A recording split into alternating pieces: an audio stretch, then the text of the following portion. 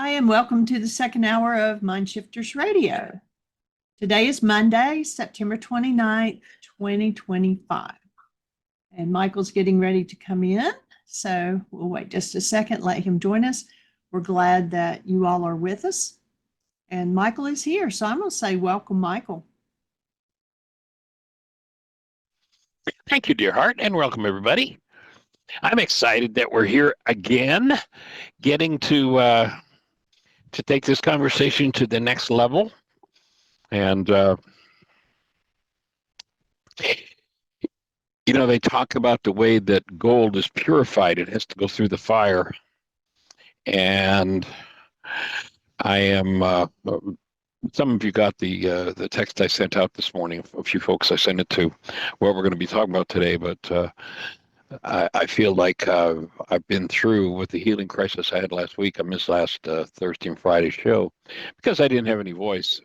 My body was in a detox, but a whole other layer of the fire. Not the most intense healing crisis I've ever been through, but as the result of all I can say is the result is probably the sweetest that I've had in almost 60 years of doing this. So it's pretty cool. And if you're out there in listener land and you have a thought for us, push that uh, mute button and say hello. How are you doing? What's happening?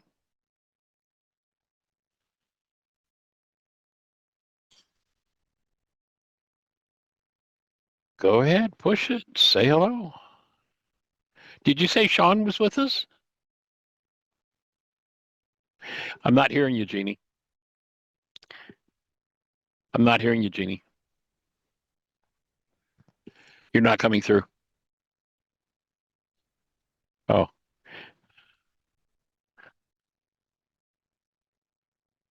Welcome, Shawn. There you go. Hey. Well, hey there, good sir. How are you? I'm doing all right this morning.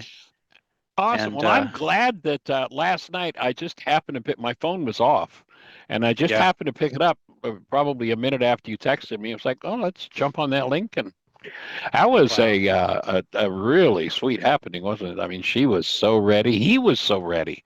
Although for a minute there, it looked like he was getting ready for fisticuffs. But how did it look from your side?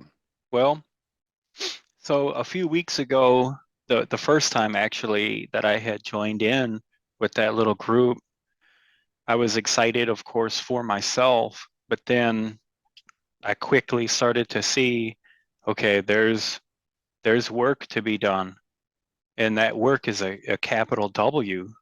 And so I had spent some time with them a few times, and incidentally, and if any of them listen to this, that's great. I really would appreciate them to listen. I wish that they would join. But the one gentleman that you're referring to, yes, I experienced something similar.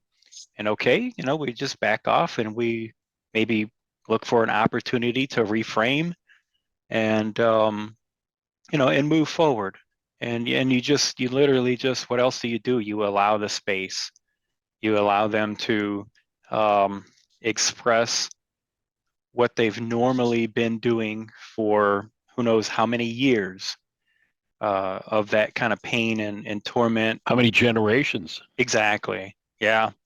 And who understands that? Now, that particular group, they do understand that kind of an aspect. There is that element in there.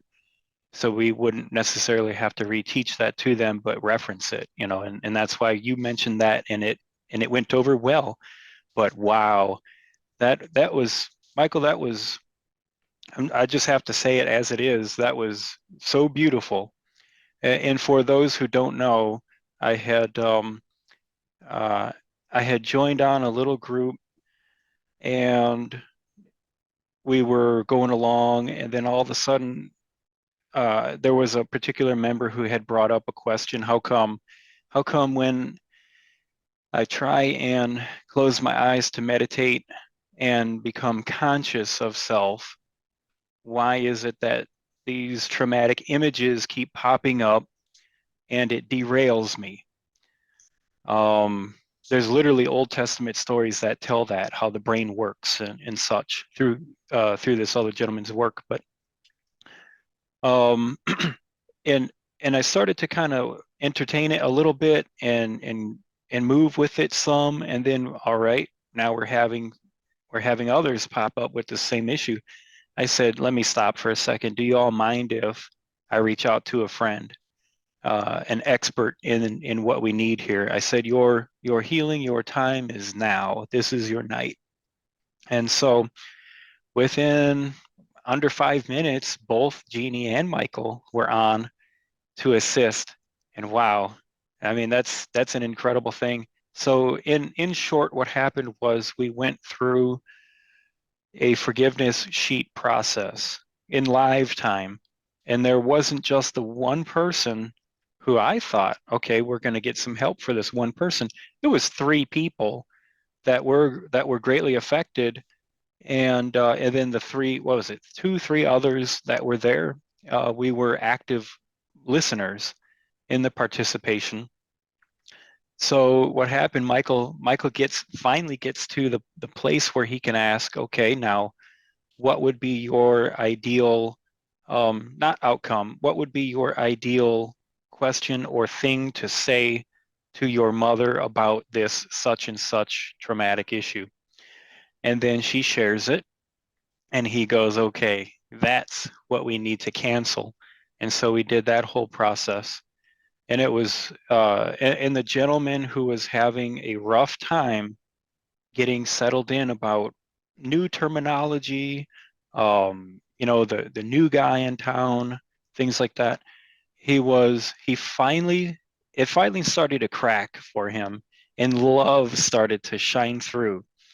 And we're talking about a man who has done some rather vile things, and he has lived a life that nobody should ever have to go through, but yet we have him in the group.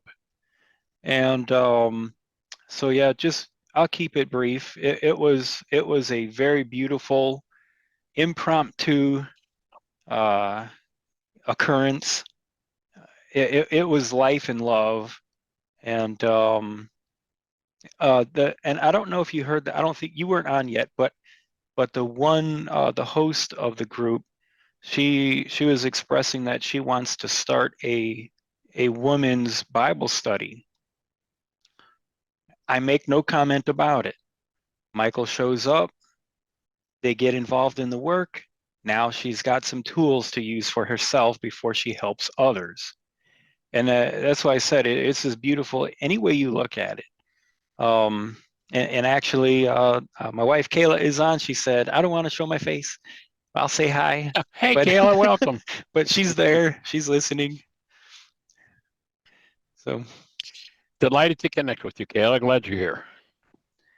Were you on the session last night? I know I couldn't see you, but it was just such an interesting shift, especially in the face of the story and the resistance from both people. That shift from just full-blown trauma on both parts to, oh, I can actually embrace this person in love. I mean, there you go. and the beauty of it, 2 things.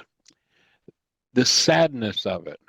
This tool has been on planet Earth for 2,000 years, and it's been obscured. And if you just watch the session that we did last night, you could easily see how the person who was in the main trauma place with their mom, how you could just see the impact of generations and generations and generations of this, and how literally within 3 minutes, it was evaporated. Not that she was finished with her work around it, but it was evaporated. And when you think over the last 2,000 years, of every time a mother and daughter were in that kind of conflict, and it was just, she was in deep, I don't want anything to do with this person, mother. to, oh, I can embrace her in compassion and love. And you think of how many times the extension of that not happening because the tool of forgiveness was disappeared from the planet. Hmm. How many intergenerational conflicts and how many fights and how many traumas it led to, walking out the door and meeting a neighbor and, punching a neighbor in the face that led to a war. I mean, all of it, wars, all of it, because this simple 3-minute tool has been missing from the earth. So, it's mind-boggling. So that's the sad news. I mean, if this tool were in the hands of every mind, heart, and being on the planet, there would not be another war. There would likely not be another divorce. Now, there might be divorces, but there wouldn't be wars fought over divorces. There wouldn't be battling, using children as the battleground for divorce. Yeah, people might decide we don't belong together anymore, but they would walk away in care and concern and compassion for each other rather than hate and rage and using children and destroying children's lives and, the whole thing. And it's so simple, and it's been here for 2,000 years. So it's definitely time for us to get to the next level of this becoming available, for sure. Indeed. Mm-hmm. So I'm glad you dropped me that note, and I happened to pick up my phone, and we got to be part of the game, part of the process.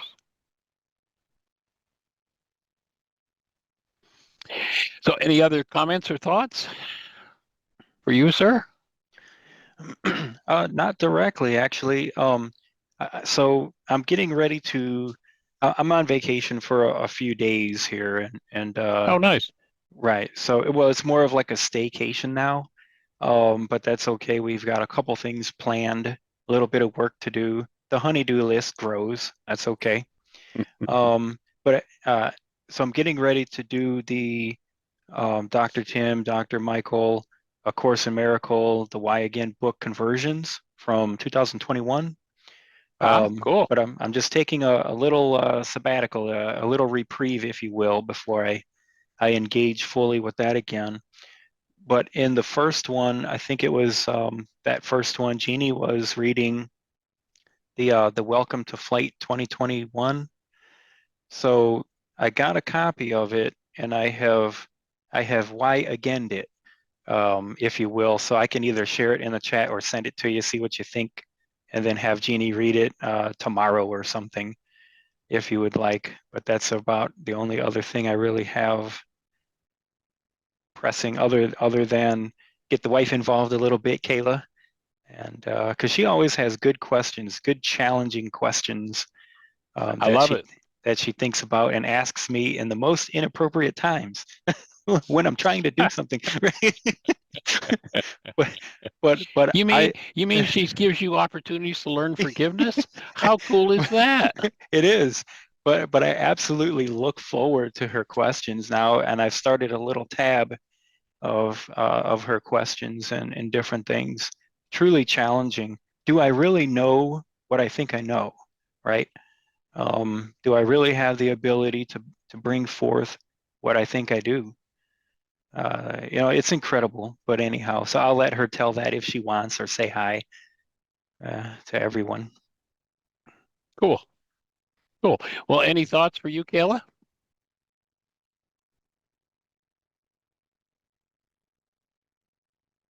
Nope. Okay. Okay, cool. She is in the other room, so I'm not sure how the internet connection is. I invited her Right. to be in here, but she's always busy doing things also. So I don't know what she's doing at the moment. Sure. Cool.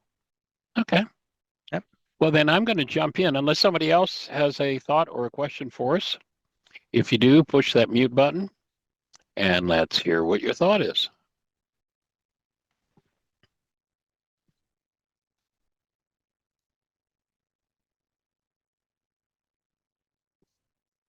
And I am in the process, if I sounded a little distracted, it's because I am. I'm actually, the work I'm going to cover today, I'm in the process of pasting into the chat. And uh,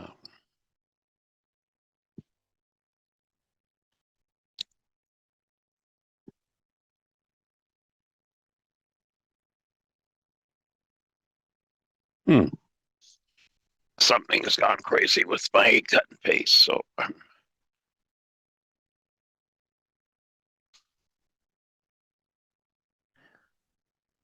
While Michael gets that going, if Kayla is on now or able to unmute and say hi, we can take up a moment while he does that. Or Jeanie, if you have anything to share with the grandkids, I know ours come over all the time, and they're a handful. One's getting ready to. She's already standing, and but she's getting ready to walk on her own, I think, by Christmas. oh, cool. Yeah, That's a pretty exciting time. it is. The material that I'm planning to cover today would not go in one paste, so I'm having to cut it into pieces as I'm doing it and paste it. So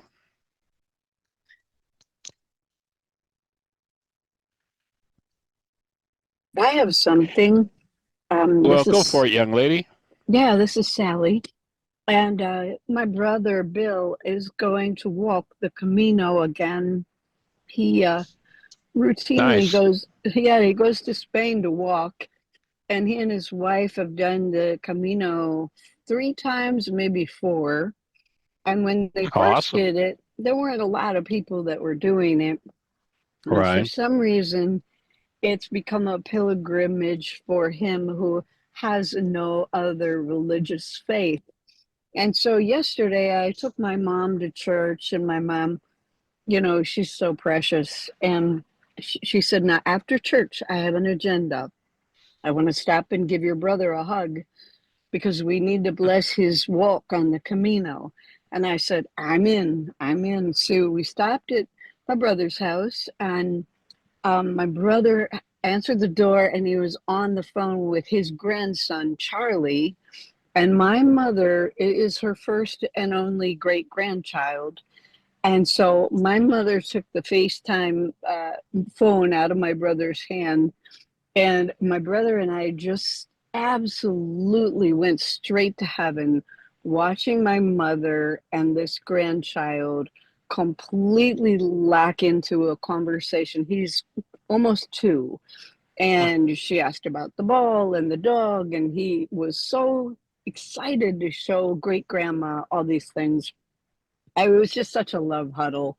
And when you mentioned grandchildren, I got a story. So I hope I talked long enough for Michael to get that all done. I got my last copy done, and I'm just getting ready to paste it in. So it was perfect. Thank you. Appreciate that. Yeah. If I may, right quick, Sally, Mhm.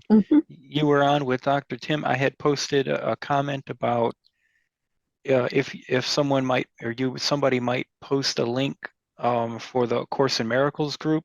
I Mhm. didn't know. I thought that was like an online group, but that's a live group that you do Yeah, my in group person. Oh, okay, the only time we went online was during COVID. gotcha. And there's groups all across the country. Yes, And Michael could field questions about the course. Tim could field questions about the course, and I could right. also.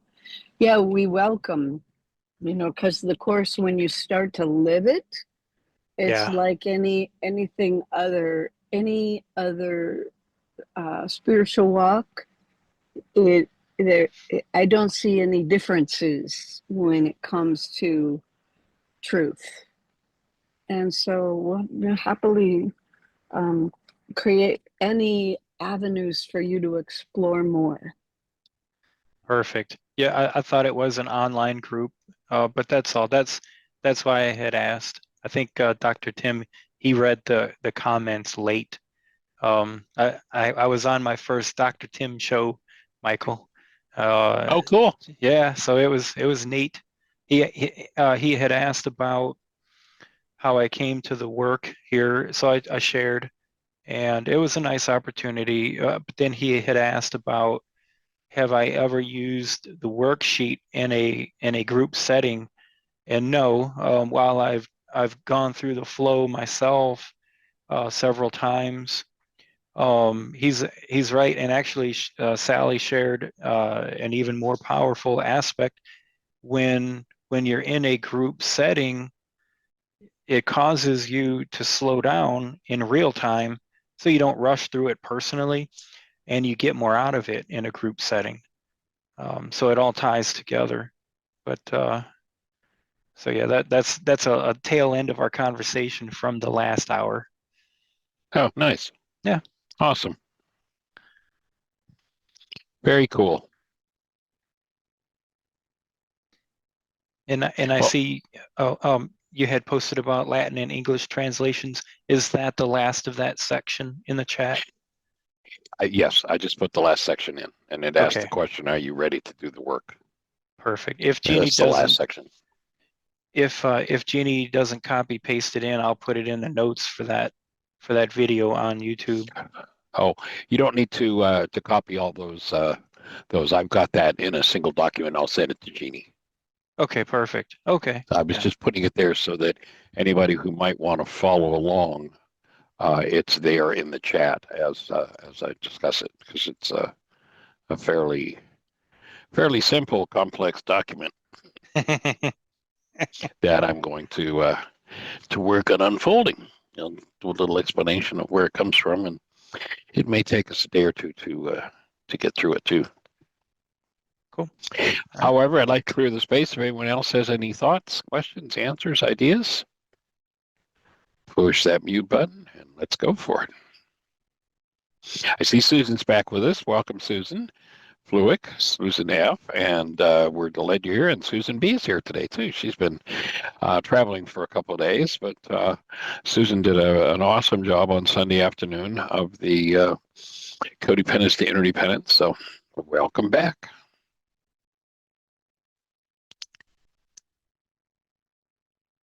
All right. So if you want to kind of tap into what I'm going to talk about, I just pasted it in several sections because there's a limit as to how much pasting can be done. And the topic we're going to cover, there's been an unfolding, particularly over the last, it's been about 9 months since I did at least did as much of a quantum still point session on myself as I could. You might remember that we covered, I spoke after I had done that session about the Beatitudes and how the Beatitudes moved from an intellectual exercise that I had done repeatedly decades ago as I was working with the Aramaic. And then in the quantum still point, I got a whole new understanding, a whole new refinement experientially of what the Beatitudes really meant. And if you've been on the show regularly, you listen to me unfold as that quantum still point process is deepened, and how my practice in particular of the still point process is deepened.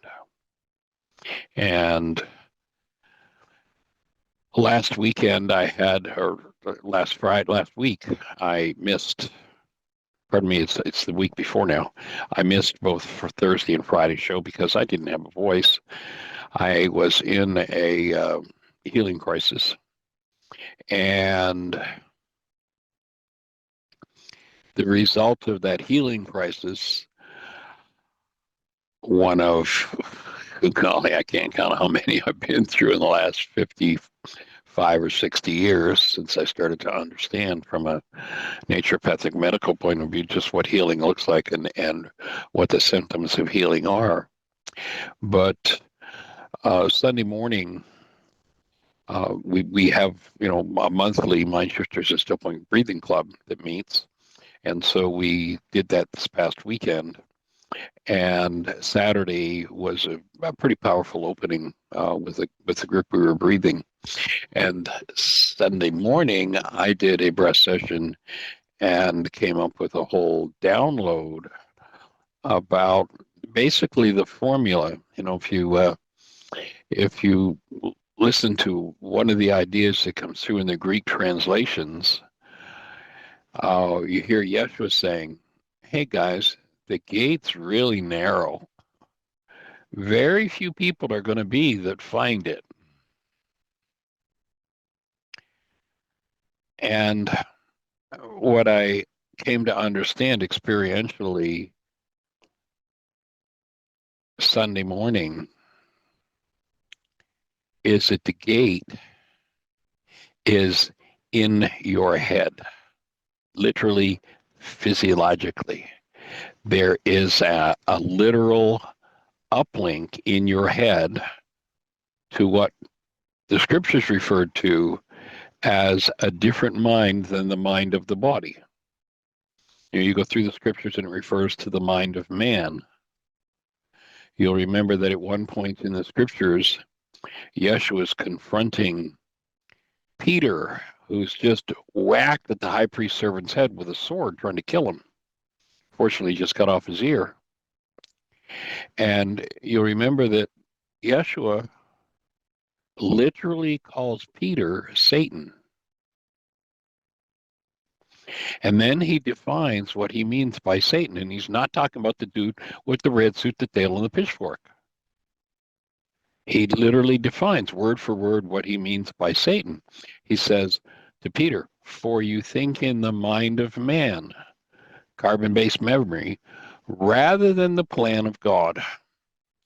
Rather than being linked in, rather than being connected to the actuality, Peter, you're stuck in your own little perspective, your own little constructed reality between your ears, and you think you know what's going on. And that in Aramaic, now of course the Greeks turned that into the dude with the red suit, the tail, and the pitchfork that's out to get you, and all the problems are out there, and all you have to do is defeat the one out there, and then you're set. And that totally and completely voids the work of Yeshua. Totally wipes it off the map.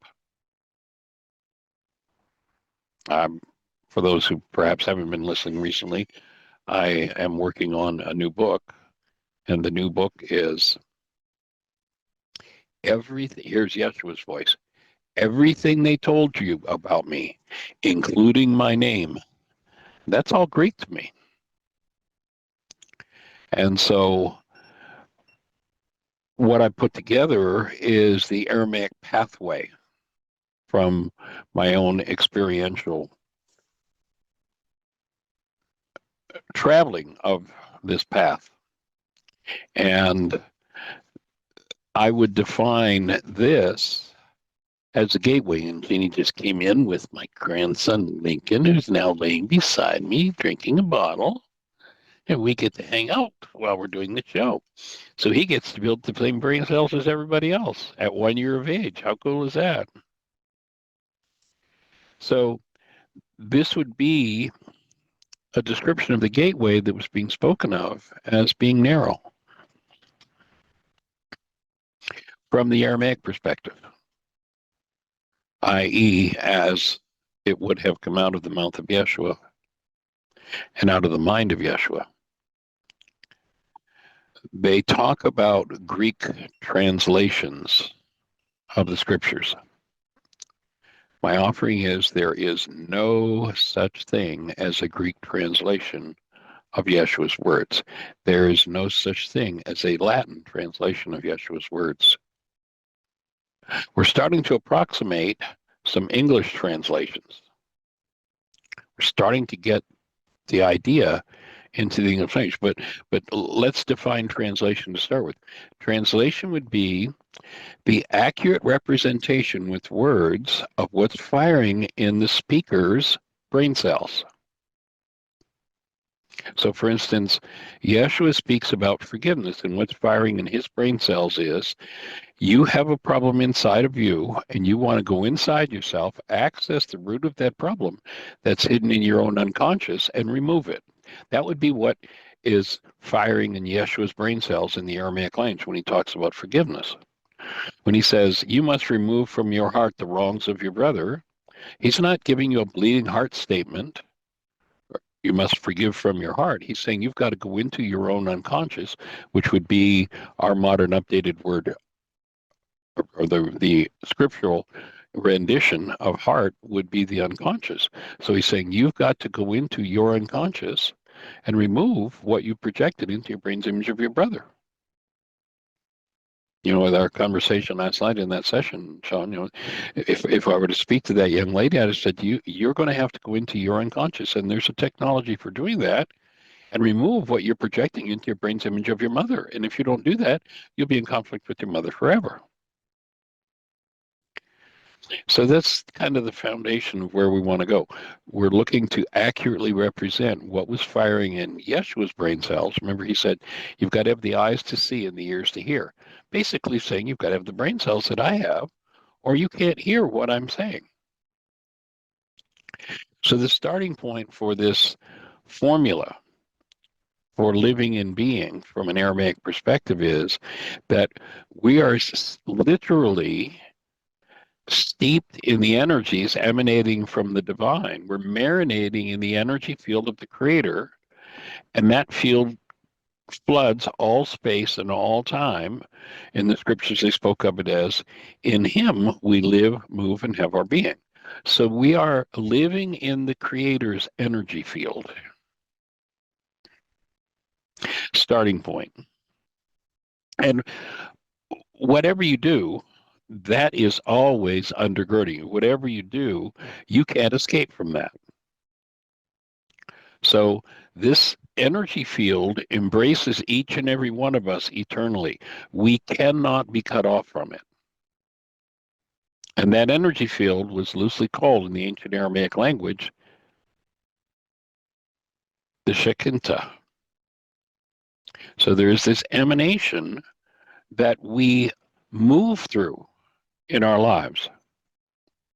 Now, we can engage in untoward energies. In the Aramaic language, the word that would describe those untoward energies for a human being would be the word sin. It's an archery term that simply means off the mark. It doesn't have anything to do with the whole Greek monstrosity of sin.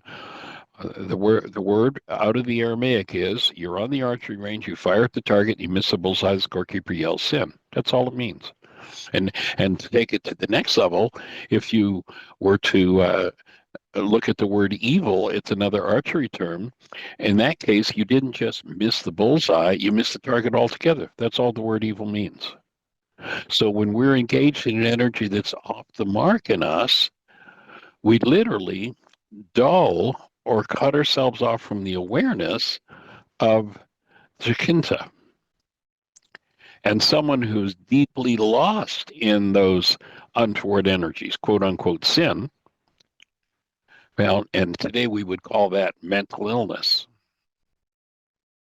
or cognitive bias or incoherent brain operations and energies.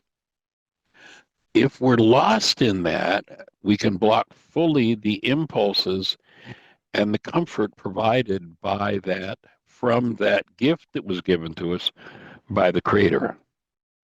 So when awareness in our field of these energies that are off the mark takes over, then this energy field in which we live, move, and have our being seems to vanish, which of course is not possible.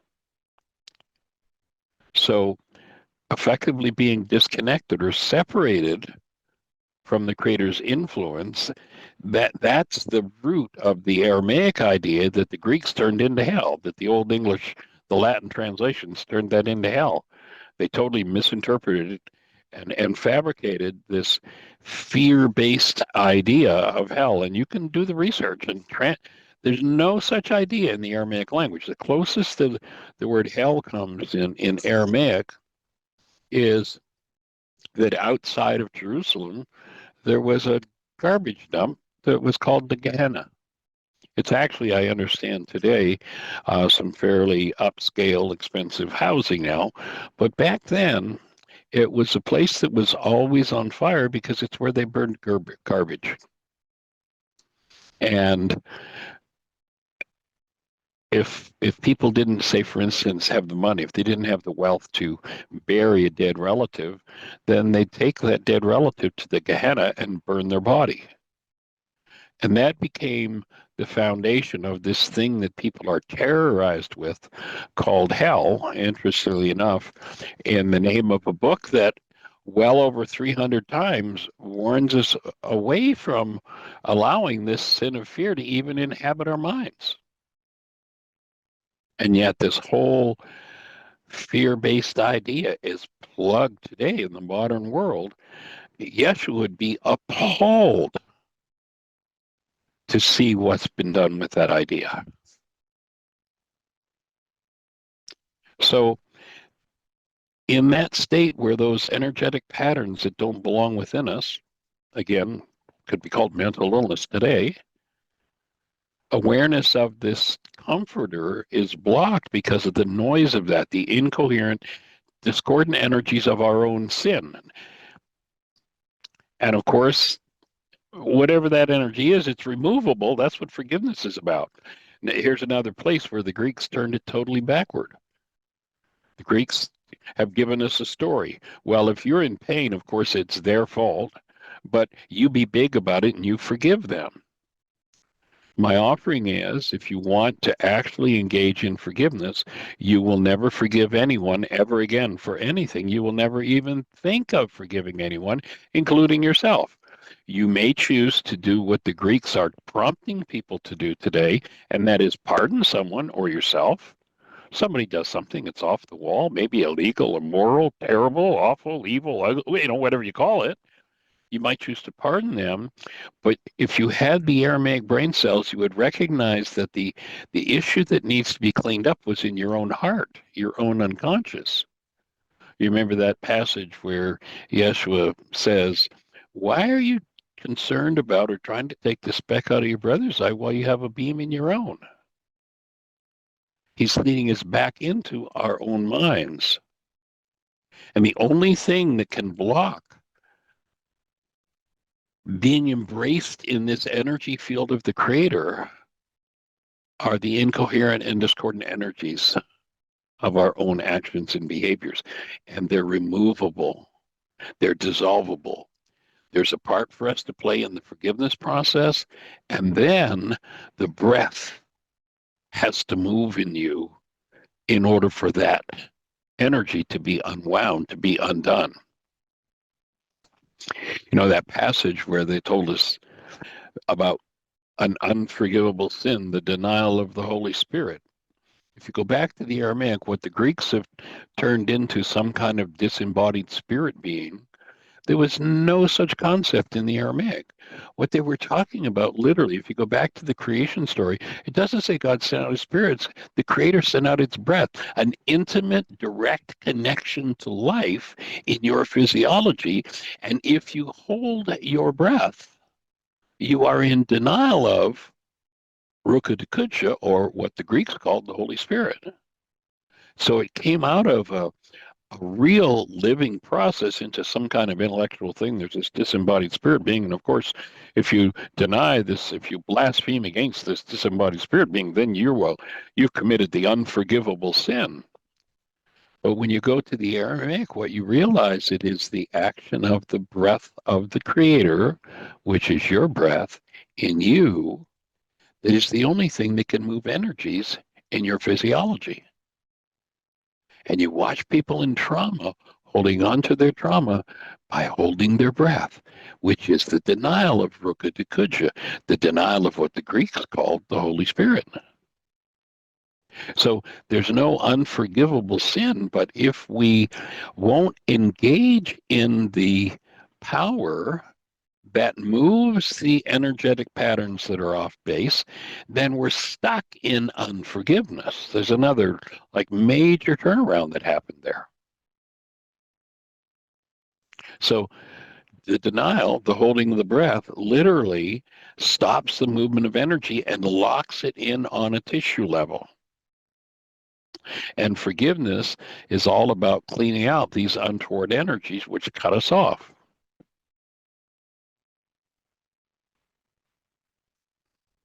So the Creator's breath, in Aramaic, literally Rukadikucha, when we engage fully, dissolves, transmutes sin, with which perhaps we've cut ourselves off literally from the Creator. Or at least we've cut ourselves in awareness off from the Creator. So when we enter into the still point breathing process and choose to actively forgive, that's when one purposely enters into that sensitive place. Literally, the proper use, the still point is the point where the breath spontaneously stops. And that's the point where the energy of resistance, the energy of those things that are off the mark, are flat. They're gone. And in that space, you remember there's a metaphor. The priests wanted to make this all their own. They had a place called the Holy of Holies, and only the high priest. What was the high priest? The guy without sin. You are the high priest. Your Holy of Holies is in your own brain. Your antenna for bringing in the energies of this divine eminence is your literal, the bony structure of your body. This is physiological. So if you are engaging in forgiveness and you apply the breath, then literally the action or the activity of any form of energy that's off the mark, sin, is dissolved. Now, free of sin, you can enter your own Holy of Holies. You can purposely enter that sensitive place, free from the energetic and cognitive blockages. And in that space, you become aware of, and you're able to enter the next level of connectedness.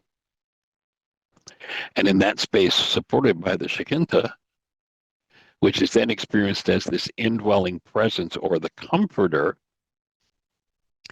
it's no longer just something in which we live, move, and have our being, and it's not something bestowed upon us by somebody in the outer world.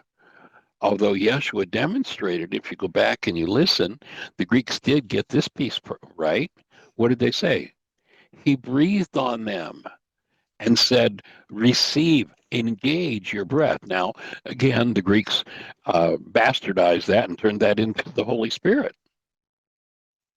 Hey, Lincoln, I got this little guy who's just kind of hanging around here, just came over and gave me a big hug.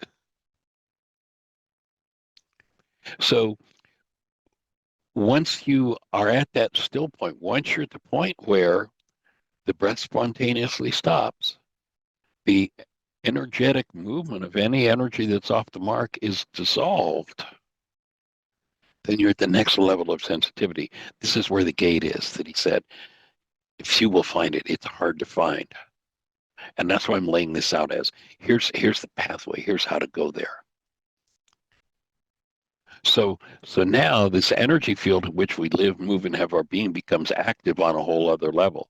And having done our work, removing the incoherent energies that impact or interfere with our ability to hear this still small voice, the Shekinah, it's not just an energy that can influence us, but now it's an activating energy that activates the neural structure, literally in Aramaic. You remember when we talked about the Beatitudes, and that the first word in each of the Beatitudes is tuvehun. And tuv, it's a three-part word. Tuv is literally a neural structure or an attitude of mind. And what the Beatitudes say is you want to have your home in the breath of the Creator, because when you have your home in the breath of the Creator, that's one of the things that will allow you to activate this tuv, this neural structure that was planted in you from the beginning, literally in Aramaic defined as that neural structure which is designed to guide us to happiness and well-being. And if you go through the Beatitudes are a set of instructions for how to activate that neural structure. And of course, sin energies that are off the mark, and that includes any form of fear or hostility, distort and disturb both the influence of the Shekinah and the ability to feel, access, and be guided by that presence. So stepping into alignment, and now I'm talking about physiological alignment. We literally, every energy system that receives information, there must be a means of that energy coming into the system.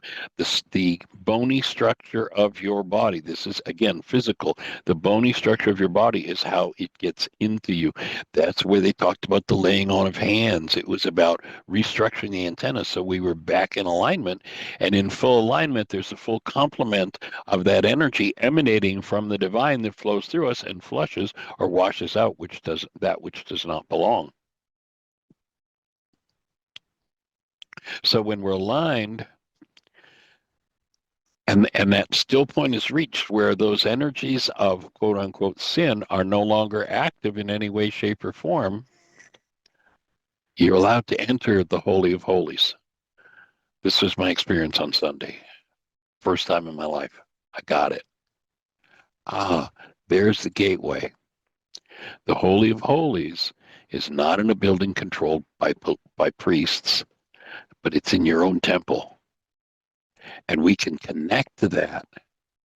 And in Aramaic, it was called Rahma. Modern terms for the states that are produced by Rahma would be states of heightened neuroplasticity, you know, in the world of neurology, emotional intelligence, compassion, love. And Rahma can be experienced in two ways. One, it can be active. This is the word that Yeshua used when they said to him, what's most important in the law? He didn't say, love God, love your neighbor as yourself. He said, have Rahma when you think of the Creator, when you think of neighbor, and by so doing, you maintain self. So that's the active state of Rahma. And what happens is it influences intentions and ultimately perceptions and keeps them on track with love. Literally, the activity of Rahma gates out. There are three filters over the frontal lobes of the brain. One's hostility, one's fear, and one is Rahma. If Rahma is active, the output from fear and hostility cannot move. And so incoherent thoughts, quote unquote, sin or intentions cannot move, cannot go through the system. They're blocked. They're gated out. So that part of the brain, the frontal lobes at that moment are literally fueled and guided by active present love.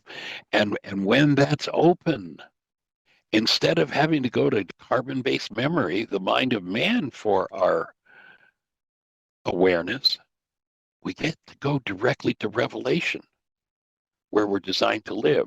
Direct output from the ever-present actuality of life, rather than the multi-generational database stored from the past in what was called the mind of man.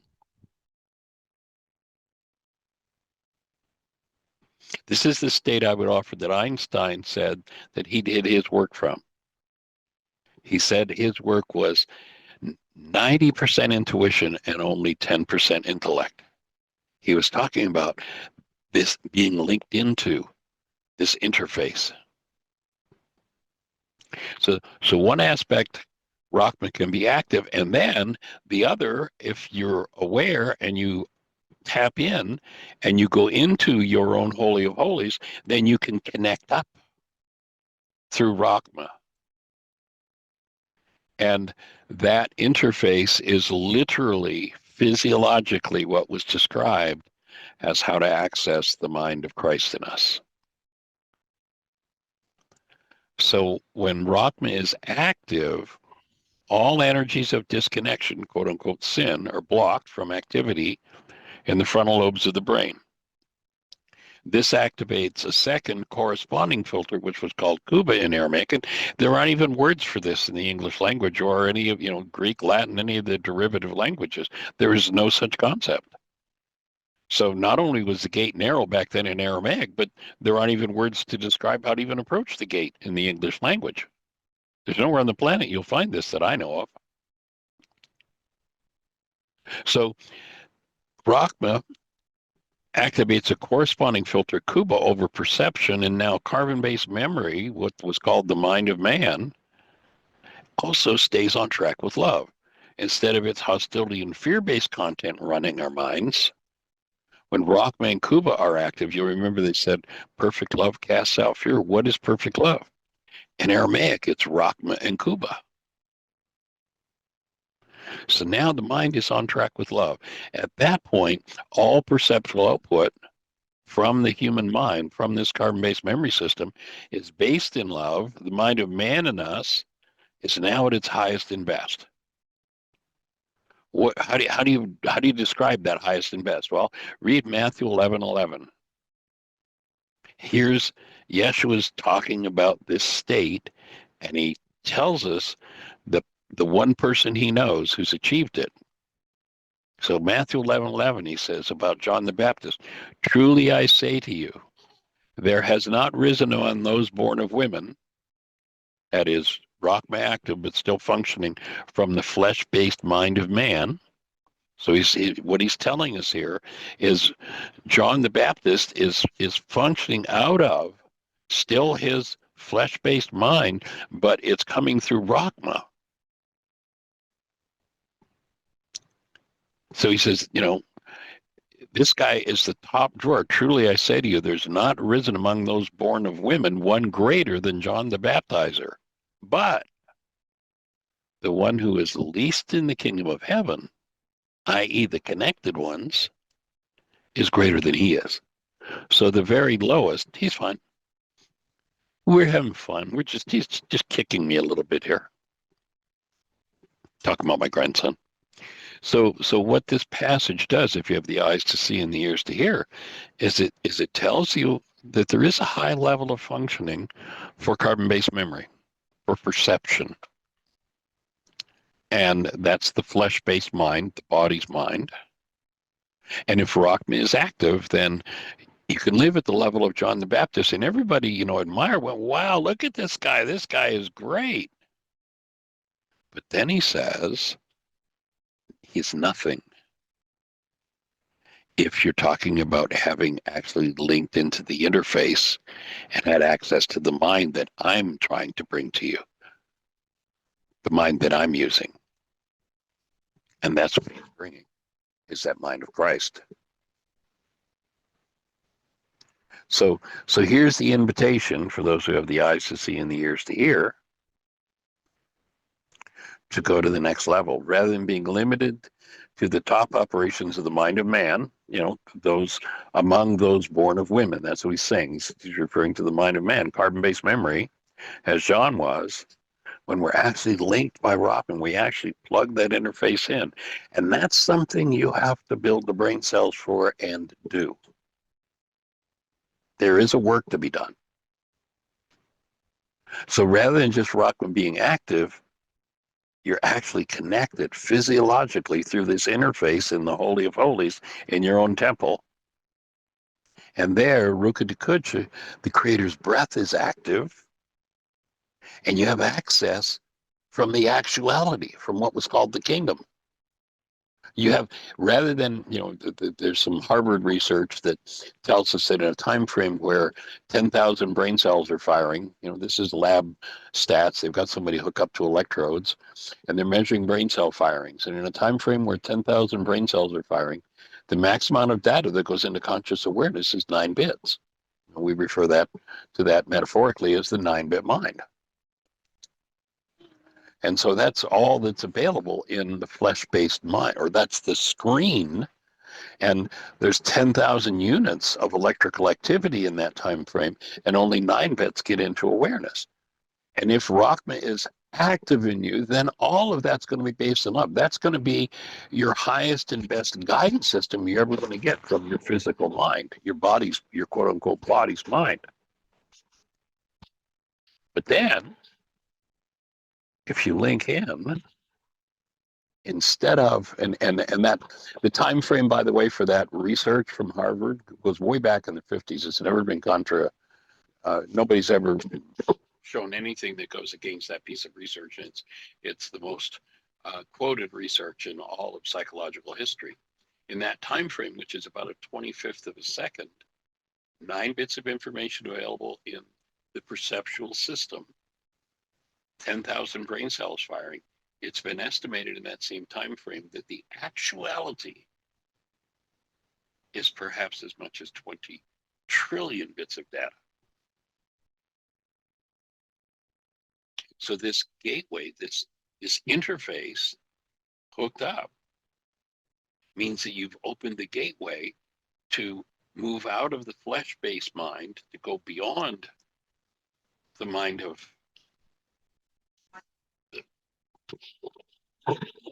oh, okay. Yeah, he had hit it. I didn't realize. Thanks, sweetie. So when that interface is hooked up, we're now just not working with just what's stored in the flesh-based mind, but we have access to the whole of the actuality of creation and the mind of the literally the mind of the creator. And that input means that you have the 5 smooth stones of David. Goliath is the eagle mind, and David, basically, remember, he's the guy who hung out in the taking care of the sheep, lots of time for quiet and meditation, and he develops these 5 smooth stones. And now the space where perception usually shows up, the 9-bit mind, is a space where instead of just constructs out of carbon-based memory filling that space, you get to have direct revelation. And if this microphone's getting a little noisy, Lincoln's decided he's going to grab my microphone. Hey, you. Hey, you. So this space where perception based out of carbon-based memory is what most people live out of, the mind of man, all of a sudden, literally revelation occurs direct from the actuality through the breath of the creator shows up. Now living in divine perception, which was called the mind of Christ. That was the place that John the Baptist tried to get to, and he opened it up for others. Remember, they called John the Baptist the forerunner of the Christ. What does that mean? It meant that anyone who's going to open this higher mind is going to have to meet someone. Remember, the other name they had for John the Baptist was the raving maniac in the desert?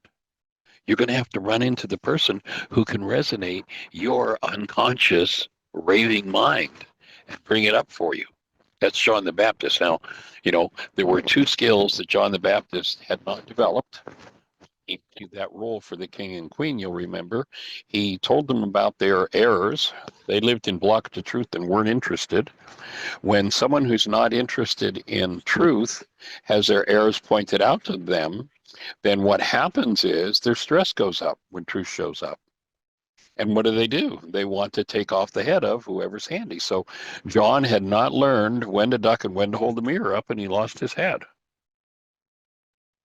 So John didn't make it to that state. He remained the highest of those born of women. But now, if one does the work that we're talking about, the work that, if you go back 2,000 years ago, there was a whole group of disciples that Yeshua laid this out to. And he used a metaphor. He used an idiom, an Aramaic idiom. He said, you've got to eat my body and drink my blood. Go and take a look at John 6:60 and see what they said to him. He told them what the work was, what I've just offered to you. What the work is to clean out of carbon-based memory everything based in hostility or fear. And what did they say? It records that the disciples that left said, too hard a saying, who can hear it? And they left, and then the scriptures record, they walked with him no more. Now, picture the scene. Go read about that scene. And the energy was so disturbed. I can imagine, what was coming up for these disciples that ran off saying, I can't do that. What kind of rage, what kind of hate, what kind of fear, what kind of grief, what kind of pain, what kind of trauma was coming up? The energy space was so disturbed that at that moment, after and they don't tell us exactly how many disciples left, but after they left, He turned to Peter and the rest and said, "Are you leaving too?" That's how disturbed the space was. So what I've offered may seem like a hard saying, but it's a work that can be done. We're laying it all out step by step. That's everything I've spent the last almost 60 years of my life doing, understanding and putting it into a form where you don't have to take decades and decades and decades to understand it. Here's the tool, take it and use it, and you'll arrive there. And so my question to close out our conversation for today is, do you have the courage to do the work that's required to face everything in you based in hostility or fear? Stop the projection. Set the filters in your mind for active present love. Breathe, feel, deal with what's in you. Process it out. Do your part in the forgiveness process. There's a part for you to do. That's what's in the worksheet. And then allow yourself to breathe, and then literally the breath of the Creator, which you share with the Creator, your breath will dissolve those trauma-based energies. And you get to return to your birthright, to live as conscious, active, present love. It's what you're designed for. And this show is all about supporting you in living as that. So we're honored and delighted that you're here to share this space with us. Hope this has been impactful. I thought we might have a few minutes for conversation, but our time is up. So tomorrow, if you have notes and or you want a copy from the chat room, basically the outline that I put in there, which we just covered, and develop any questions you've got, any refinements, anything I can support you with. Everything in that is the step by step. Here's how you reclaim your human life and live literally in your physiology as a human being. So tomorrow we'll open the floor, and hopefully we'll have some questions, and we'll get to move in that direction. So thank you all for joining us. Hope that fits, makes sense for you, and we'll see you tomorrow. In the meantime, have the best year of your eternal life. It's an awesome gift.